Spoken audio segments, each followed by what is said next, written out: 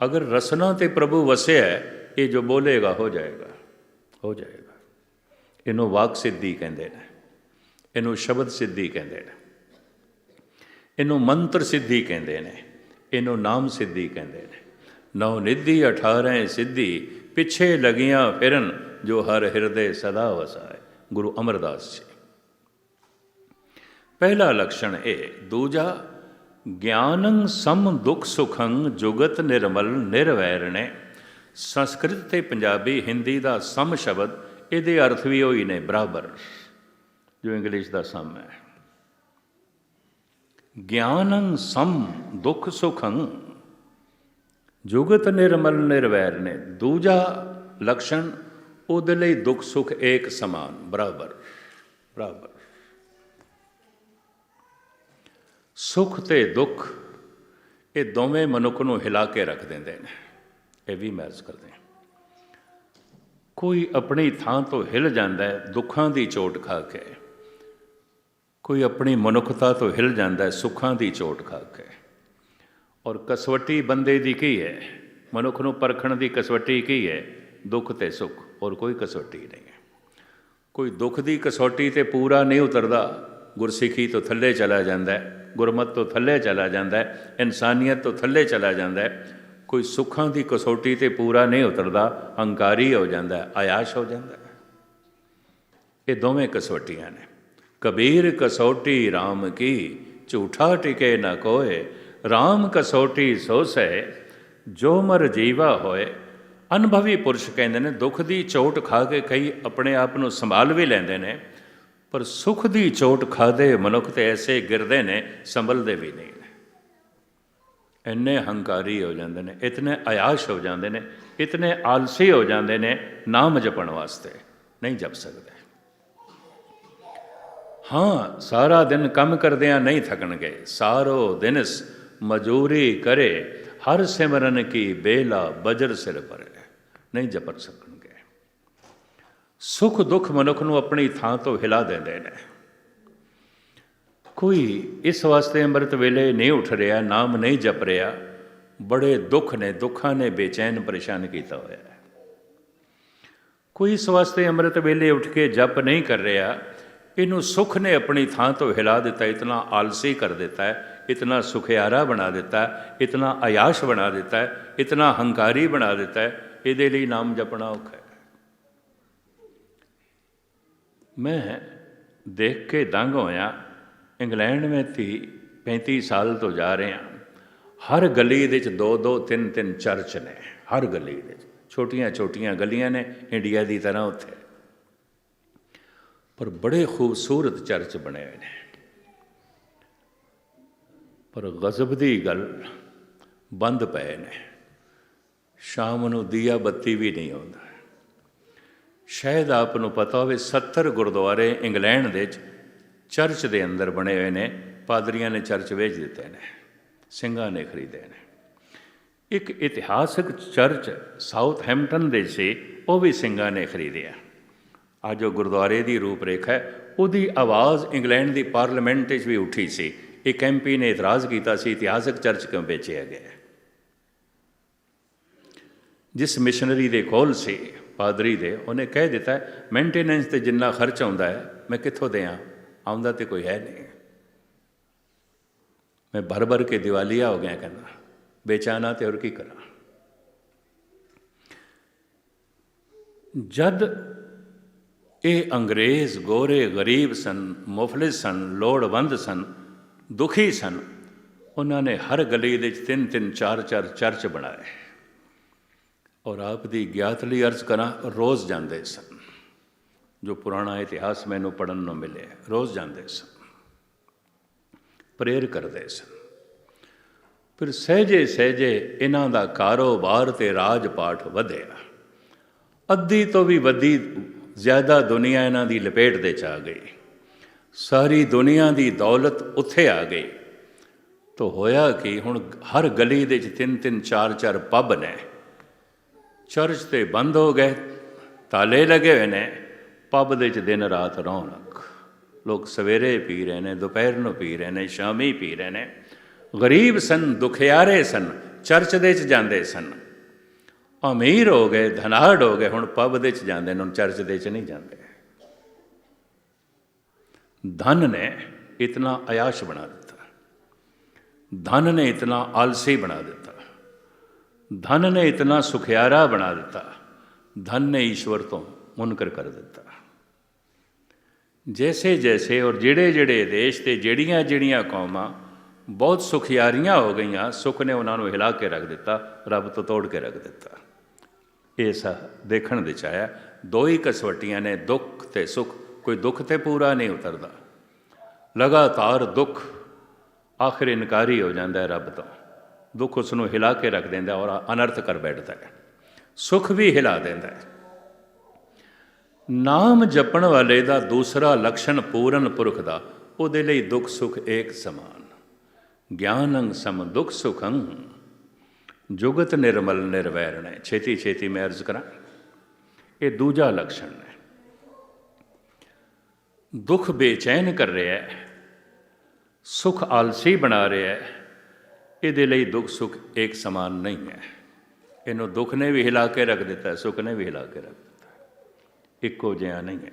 ਜਿਤਨੇ ਸੌਖੇ ਢੰਗ ਨਾਲ ਮੈਂ ਕਹਿੰਦਾ ਪਿਆ, ਖੇਡ ਇਤਨੀ ਸੌਖੀ ਨਹੀਂ ਹੈ। ਪਰ ਨਾਮ ਜਪਦਿਆਂ ਜਪਦਿਆਂ ਮਨ ਦੀ ਹਾਲਤ ਇਹ ਬਣ ਜਾਂਦੀ ਹੈ। ਜੋ ਨਰ ਦੁੱਖ ਮੈਂ ਦੁੱਖ ਨਹੀਂ ਮਾਨੇ, ਸੁਖ ਸਨੇ ਅਰ ਭੈ ਨਹੀਂ ਜਾ ਕੇ ਕੰਚਨ ਮਾਠੀ ਮਾਨੇ। ਉਹਦੇ ਲਈ ਦੁੱਖ ਸੁੱਖ ਇੱਕ ਸਮਾਨ ਹੋ ਜਾਂਦਾ ਹੈ। ਉਹਨੂੰ ਪਤਾ ਚੱਲ ਜਾਂਦਾ ਹੈ ਸੰਸਾਰ ਦੋ ਰੰਗੀ ਹੈ, ਦਿਨ ਵੀ ਹੈ ਰਾਤ ਵੀ ਹੈ, ਜਨਮ ਵੀ ਹੈ ਮਰਨ ਵੀ ਹੈ, ਜਵਾਨੀ ਵੀ ਹੈ ਬੁਢੇਪਾ ਵੀ ਹੈ, ਆਸਾ ਵੀ ਹੈ ਰੋਣਾ ਵੀ ਹੈ, ਫੁੱਲ ਵੀ ਖਿੜਦੇ ਨੇ ਪਰ ਮੁਰਝਾਉਂਦੇ ਵੀ ਨੇ। ਉਹਨੂੰ ਇਸ ਦਾ ਪਤਾ ਹੈ ਸੰਸਾਰ ਦੋ ਰੰਗੀ ਹੈ, ਇੱਕ ਰੰਗੀ ਨਹੀਂ ਹੈ। ਹਾਸੇ ਵੀ ਨੇ ਰੋਣੇ ਵੀ ਨੇ, ਨਫਾ ਵੀ ਹੈ ਨੁਕਸਾਨ ਵੀ ਹੈ, ਜਨਮ ਵੀ ਹੈ ਮਰਨ ਵੀ ਹੈ। ਭਗਤ ਨੂੰ ਇਹ ਦੋਵੇਂ ਰੂਪ ਕਬੂਲ ਨੇ, ਜਨਮ ਵੀ ਕਬੂਲ ਮਰਨ ਵੀ ਕਬੂਲ, ਜਵਾਨੀ ਵੀ ਕਬੂਲ ਬੁਢੇਪਾ ਵੀ ਕਬੂਲ, ਸੁੱਖ ਵੀ ਕਬੂਲ ਦੁੱਖ ਵੀ ਕਬੂਲ, ਇੱਜ਼ਤ ਵੀ ਕਬੂਲ ਬੇਇੱਜ਼ਤੀ ਵੀ ਕਬੂਲ। ਜੋ ਹੋ ਗਿਆ ਠੀਕ ਠੀਕ ਠੀਕ। ਪਰ ਸੰਸਾਰੀ ਨੂੰ ਇਹ ਦੋਵੇਂ ਕਬੂਲ ਨਹੀਂ, ਇੱਕ ਕਬੂਲ ਹੈ। ਮੈਂ ਇਸ ਹਿਸਾਬ ਨਾਲ ਗੁਰੂ ਗ੍ਰੰਥ ਸਾਹਿਬ ਵਿੱਚ ਭਗਤ ਦੇਖਦਾ, ਇਹ ਵੀ ਦੋ ਤਰ੍ਹਾਂ ਦੇ ਨੇ। ਪਹਿਲੇ ਭਗਤ ਕਬੀਰ, ਉਹ ਕਹਿੰਦੇ ਨੇ ਹੇ ਪ੍ਰਭੂ ਕਮ ਸੇ ਕਮ ਮੈਂ ਤੇਰੇ ਕੋਲ ਸੁੱਖ ਨਹੀਂ ਮੰਗਦਾ। ਗੱਲ ਖਤਮ। ਆਪਾਂ ਨਹੀਂ ਮੰਗਦੇ। ਹੁਣ ਕਿਹੜਾ ਬੰਦਾ ਜਿਹੜਾ ਸੁੱਖਾਂ ਦੀ ਲਾਲਸਾ ਨਹੀਂ ਰੱਖਦਾ ਔਰ ਮੰਦਰ ਮਸਜਿਦ ਗੁਰਦੁਆਰੇ ਜਾਣ ਦਾ ਮਤਲਬ ਇਹ ਨਾ ਹੋਵੇ। ਕਬੀਰ ਕਹਿੰਦੇ ਨੇ ਪ੍ਰਭੂ ਮੈਂ ਤੇਰੀ ਆਰਾਧਨਾ ਕਰਦਾ ਸੁੱਖ ਲਈ ਨਹੀਂ, ਮੈਨੂੰ ਸੁੱਖ ਨਹੀਂ ਚਾਹੀਦਾ। ਕਿਉਂ? ਤੈਨੂੰ ਸੁੱਖ ਕਿਉਂ ਨਹੀਂ ਚਾਹੀਦਾ? ਤੂੰ ਪੰਕਤੀਆਂ ਧਿਆਨ ਨਾਲ ਸੁਣਨਾ। ਸੁਖ ਮੰਗਤ ਦੁਖ ਆਗਲ ਆਵੇ, ਸੋ ਸੁਖ ਹਮੂ ਨਾ ਮੰਗਿਆ ਭਾਵੇ। ਕਿਉਂਕਿ ਹਰ ਸੁੱਖ ਦੇ ਪਿੱਛੇ ਦੁੱਖ ਹੁੰਦਾ ਹੈ। ਤੇ ਜੇ ਮੈਂ ਸੁੱਖ ਮੰਗ ਲਿਆ ਤਾਂ ਦੁੱਖ ਵੀ ਆ ਜਾਏਗਾ। ਜੇ ਮੈਂ ਜਨਮ ਮੰਨ ਲਿਆ ਤਾਂ ਮਰਨ ਵੀ ਆਵੇਗਾ। ਜੇ ਮੈਂ ਜਵਾਨੀ ਮੰਗ ਲਈ ਤਾਂ ਬੁਢੇਪਾ ਵੀ ਆਵੇਗਾ। ਜੇ ਮੈਂ ਸੁੱਖ ਮੰਗ ਲਿਆ ਤਾਂ ਦੁੱਖ ਵੀ ਆਵੇਗਾ। ਆਪਾਂ ਮੰਗਦੇ ਹੀ ਨਹੀਂ, ਨਹੀਂ ਚਾਹੀਦਾ। ਬੜੀ ਹਿੰਮਤ ਦੀ ਗੱਲ ਹੈ, ਬੜੇ ਸੂਝ ਸਮਝ ਦੀ ਗੱਲ ਹੈ। ਸੁਖ ਮੰਗਤ ਦੁੱਖ ਆਗਲ ਆਵੇ। ਹੇ ਪ੍ਰਭੂ ਤੂੰ ਕੱਲਾ ਜਨਮ ਬਣਾਇਆ ਹੀ ਨਹੀਂ, ਜਨਮ ਨਾਲ ਮਰਨ ਬਣਾ ਦਿੱਤਾ ਹੈ। ਤੂੰ ਕੱਲਾ ਦਿਨ ਬਣਾਇਆ ਹੀ ਨਹੀਂ, ਦਿਨ ਦੇ ਨਾਲ ਰਾਤ ਬਣਾ ਦਿੱਤੀ ਹੈ। ਤੂੰ ਕੱਲਾ ਸੁੱਖ ਬਣਾਇਆ ਹੀ ਨਹੀਂ, ਸੁੱਖ ਦੇ ਨਾਲ ਦੁੱਖ ਬਣਾ ਦਿੱਤਾ ਹੈ। ਧੰਨ ਗੁਰੂ ਨਾਨਕ ਦੇਵ ਜੀ ਮਹਾਰਾਜ ਕਹਿੰਦੇ ਨੇ ਜੋ ਅਰਦਾਸ ਕਰਦਾ ਹੈ ਤੇ ਹੇ ਪ੍ਰਭੂ ਮੈਨੂੰ ਸੁੱਖ ਦੇ, ਸਿਰਫ ਸੁੱਖ ਦੇ, ਕਦੀ ਦੁੱਖ ਨਾ ਦੇਈ। ਤਾਂ ਹੁਣ ਗੁਰੂ ਨਾਨਕ ਦੇ ਬਚਨ ਸੁਣੋ। ਗੁਰੂ ਨਾਨਕ ਦੇਵ ਜੀ ਕਹਿੰਦੇ ਨੇ ਝੱਕ ਮਾਰਦਾ ਹੈ, ਇਹ ਝੱਕ ਪਿਆ ਮਾਰਦਾ ਹੈ। ਪੰਕਤੀਆਂ ਸੁਣ ਲੈਣਾ। ਨਾਨਕ ਬੋਲਣ ਝੱਖਣਾ। ਮੈਂ ਯਥਾਰਥ ਗੱਲਾਂ ਤੁਹਾਡੇ ਸਾਹਮਣੇ ਰੱਖ ਰਿਹਾ। ਨਾਨਕ ਬੋਲਣ ਝੱਖਣਾ, ਇਹ ਬੋਲਣਾ ਝੱਕ ਮਾਰਨਾ ਹੈ। ਕਿਹੜਾ? ਨਾਨਕ ਬੋਲਣ ਝੱਖਣਾ ਦੁੱਖ ਛੱਡ ਮੰਗੇ ਸੁਖ, ਸੁਖ ਦੁੱਖ ਦੋਵੇਂ ਕਪਰੇ ਪਹਿਰੇ ਜਾਏ ਮਨੁੱਖ। ਇਹ ਝੱਕ ਮਾਰਨਾ ਹੈ। ਸਿਰਫ ਮੈਨੂੰ ਸੁੱਖ ਦੇ, ਸਿਰਫ ਸੁੱਖ ਹੈ ਹੀ ਨਹੀਂ। ਤਸਵੀਰ ਦੇ ਦੋ ਰੁਖ ਨੇ, ਹਰ ਸਿੱਕੇ ਦੇ ਦੋ ਪਹਿਲੂ ਨੇ। ਸੰਸਾਰ ਦੇ ਦੋ ਪਹਿਲੂ ਨੇ, ਜਨਮ ਹੈ ਮਰਨ ਹੈ, ਦਿਨ ਹੈ ਰਾਤ ਹੈ, ਖੁਸ਼ੀ ਹੈ ਗਮੀ ਹੈ, ਹਾਸੇ ਨੇ ਰੋਣੇ ਨੇ।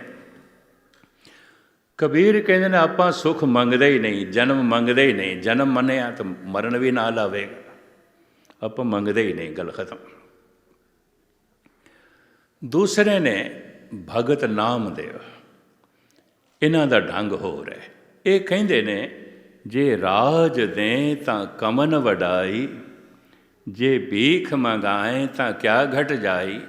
ਜੇ ਤੂੰ ਮੈਨੂੰ ਛਤਰਪਤੀ ਰਾਜਾ ਬਣਾ ਦੇਵੇਂ, ਸਾਡਾ ਵੱਧ ਕੀ ਜਾਣਾ। ਅਤੇ ਜੇ ਤੂੰ ਦਰ ਦਰ ਦਾ ਭਿਖਾਰੀ ਬਣਾ ਦੇਵੇਂ, ਸਾਡਾ ਘਟ ਕੀ ਜਾਣਾ।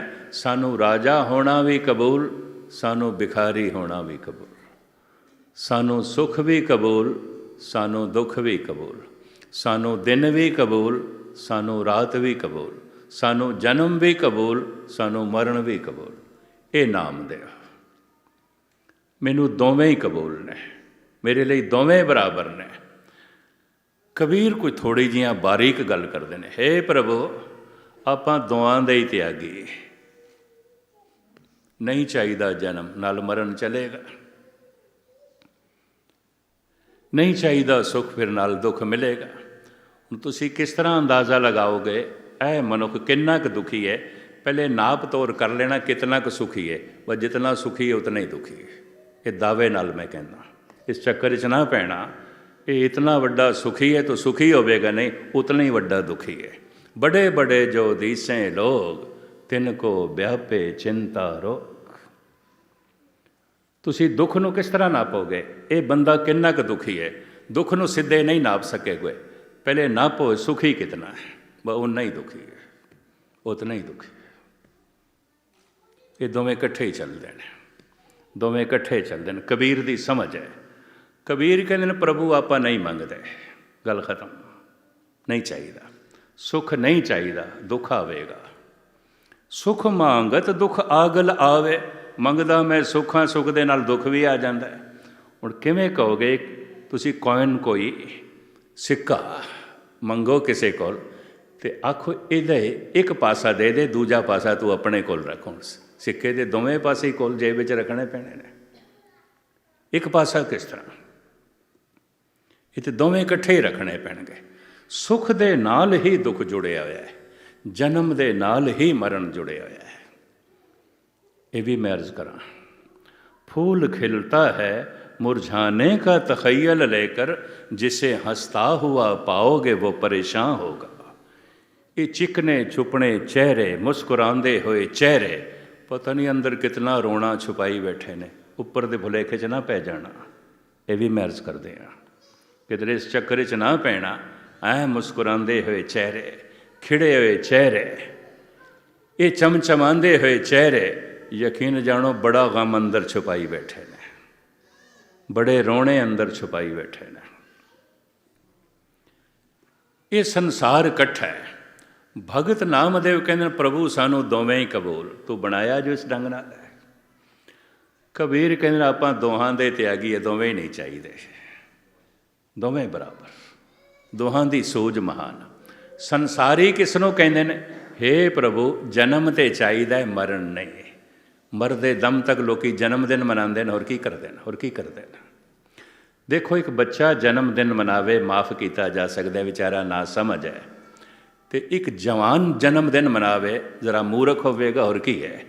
तो एक बुढ़ा भी जन्मदिन मनावे गुस्ताखी माफ़ लानतां तो बिना और की पाया जा सकता है, और की पाया जा सकता।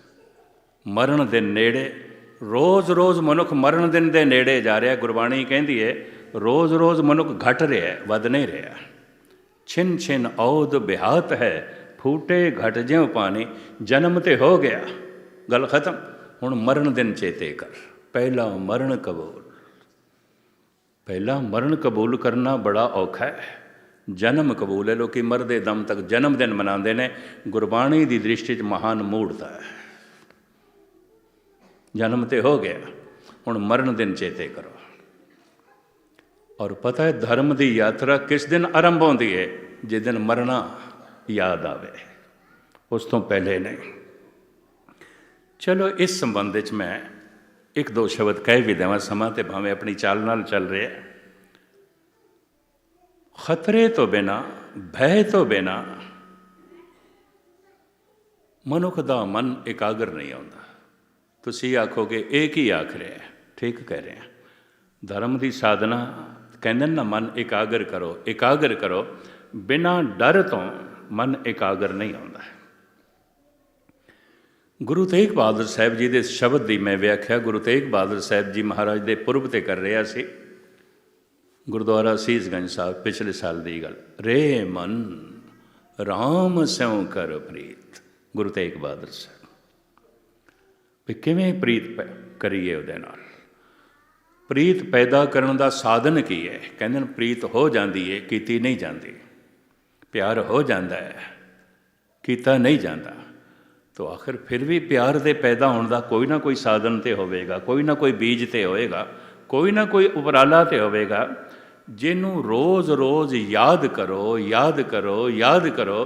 ਕੀਤੀ ਹੋਈ ਯਾਦ ਇੱਕ ਦਿਨ ਪਿਆਰ ਬਣ ਜਾਂਦੀ ਹੈ। ਮਹਾਰਾਜ ਕਹਿੰਦੇ ਨੇ, ਰੇ ਮਨ ਰਾਮ ਸਿਉ ਕਰ ਪ੍ਰੀਤ, ਸਰਵਨਨ ਗੋਬਿੰਦ ਗੁਣ ਸੁਣੋ, ਔਰ ਗਾਓ ਰਸਨਾ ਗੀਤ। ਜ਼ਬਾਨ ਨਾਲ ਉਸਦੇ ਗੀਤ ਉਚਾਰਨ ਕਰੋ ਅਤੇ ਕੰਨਾਂ ਨਾਲ ਸੁਣੋ। ਸਰਵਨਨ ਗੋਬਿੰਦ ਗੁਣ ਸੁਣੋ, ਔਰ ਗਾਓ ਰਸਨਾ ਗੀਤ।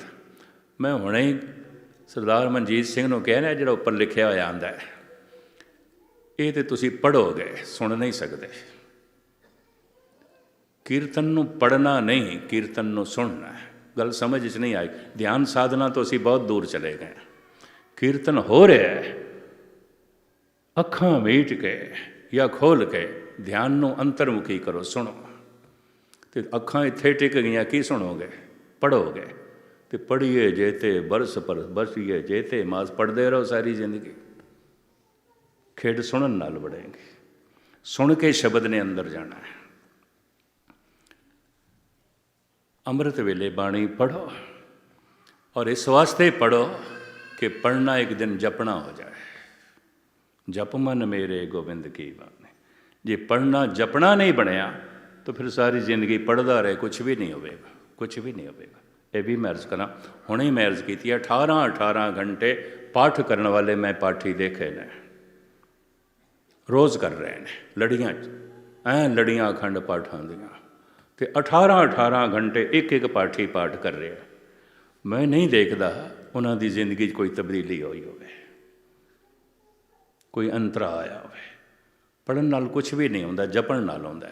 ਜਪਣਾ ਤਾਂ 1 ਮਿੰਟ ਦਾ ਵੀ ਬਦਲ ਕੇ ਰੱਖ ਦੇਗਾ, ਪੜ੍ਹਨਾ ਸਾਰੀ ਜ਼ਿੰਦਗੀ ਦਾ ਵੀ ਨਹੀਂ ਬਦਲੇਗਾ। ਪੜ੍ਹੀਏ ਜੇ ਤੇ ਬਰਸ ਬਰਸ, ਪੜ੍ਹੀਏ ਜੇ ਤੇ ਮਾਸ, ਪੜ੍ਹੀਏ ਜੇ ਤੀ ਆਰਜਾ, ਪੜ੍ਹੀਏ ਜੇ ਤੇ ਸਵਾਸ। ਨਾਨਕ ਲੇਖੇ ਇੱਕ ਗੱਲ, ਹੋਰ ਹਉਮੈ ਝਕਣਾ ਜਾ। ਮਹਾਰਾਜ ਜੀ ਕਹਿੰਦੇ ਨੇ, ਸਰਵਨਨ ਗੋਬਿੰਦ ਗੁਣ ਸੁਣੋ, ਅਰ ਗਾਓ ਰਸਨਾ ਗੀਤ। ਕੰਨਾਂ ਨਾਲ ਉਹਦੇ ਗੁਣਾਂ ਨੂੰ ਸੁਣੋ, ਜ਼ਬਾਨ ਨਾਲ ਉਹਦੇ ਗੁਣਾਂ ਦਾ ਉਚਾਰਨ ਕਰੋ।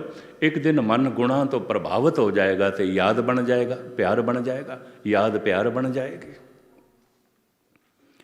ਪਰ ਕਿਵੇਂ ਗਾਇਨ ਕਰੀਏ?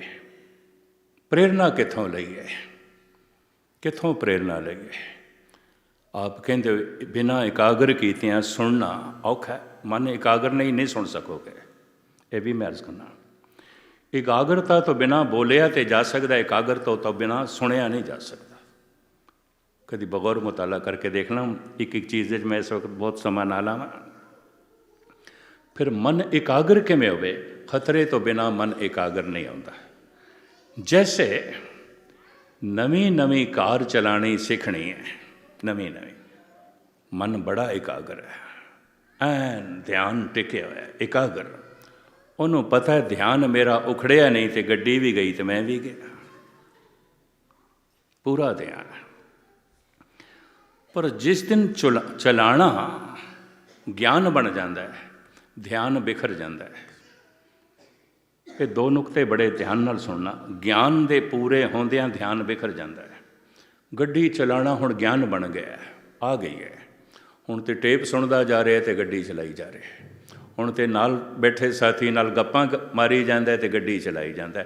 ਹੁਣ ਧਿਆਨ ਬਿਖਰ ਗਿਆ। ਕਿਉਂ? ਗਿਆਨ ਪੂਰਾ ਹੋ ਗਿਆ। ਆਪ ਦੀ ਗਿਆਤ ਲਈ ਅਰਜ਼ ਕਰਾਂ, ਅਗਰ ਇੱਕ ਦਫਾ ਧਿਆਨ ਪ੍ਰਭੂ ਦੇ ਨਾਮ ਦੇ 'ਚ ਜੁੜ ਜਾਏ, ਧਿਆਨ ਜ਼ਿੰਦਗੀ ਭਰ ਬਿਖਰਦਾ ਨਹੀਂ ਹੈ। ਕਿਉਂ? ਗਿਆਨ ਕਦੀ ਪੂਰਾ ਨਹੀਂ ਆਉਂਦਾ, ਪੂਰਾ ਨਹੀਂ ਆਉਂਦਾ। ਅਸੀਮ ਹੈ ਪਰਮਾਤਮਾ, ਗਿਆਨ ਵੱਧਦਾ ਜਾ ਰਿਹਾ, ਵੱਧਦਾ ਜਾ ਰਿਹਾ, ਵੱਧਦਾ ਜਾ ਰਿਹਾ, ਤਾਂ ਧਿਆਨ ਵੀ ਵੱਧਦਾ ਜਾ ਰਿਹਾ। ਕਦੀ ਧਿਆਨ ਬਿਖਰਦਾ ਨਹੀਂ ਹੈ। ਤੁਹਾਡੇ ਵਿੱਚ ਕੋਈ ਧਿਆਨ ਸਾਧਨਾ ਕਰਦੇ ਹੋਣਗੇ, ਦੋ ਨੁਕਤੇ ਪਕੜਦੇ ਜ਼ਰੂਰ ਆਉਣਗੇ। ਮੈਂ ਇੱਕ ਦਫਾ ਫਿਰ ਦੁਹਰਾਵਾਂ, ਸੰਸਾਰ ਦਾ ਕੋਈ ਵੀ ਗਿਆਨ, ਧਿਆਨ ਜਦ ਗਿਆਨ ਬਣ ਜਾਂਦਾ ਹੈ, ਧਿਆਨ ਬਿਖਰ ਜਾਂਦਾ ਹੈ।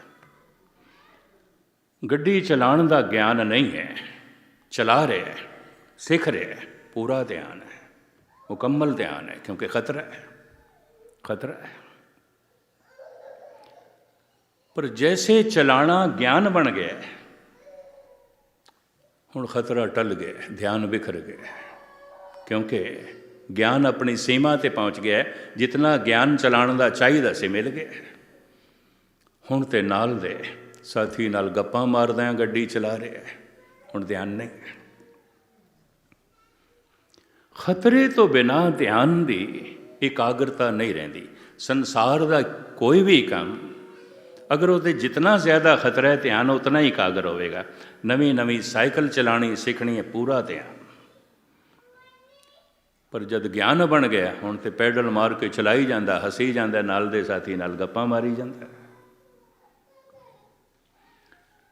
ਧਿਆਨ ਬਿਖਰ ਗਿਆ, ਕਿਉਂ? ਖਤਰਾ ਬਿਖਰ ਗਿਆ। ਖਤਰਾ ਬਣਿਆ ਹੋਇਆ ਹੈ ਤਾਂ ਧਿਆਨ ਟਿਕਿਆ ਹੋਇਆ ਹੈ, ਔਰ ਗਿਆਨ ਵੱਧਦਾ ਜਾਏਗਾ।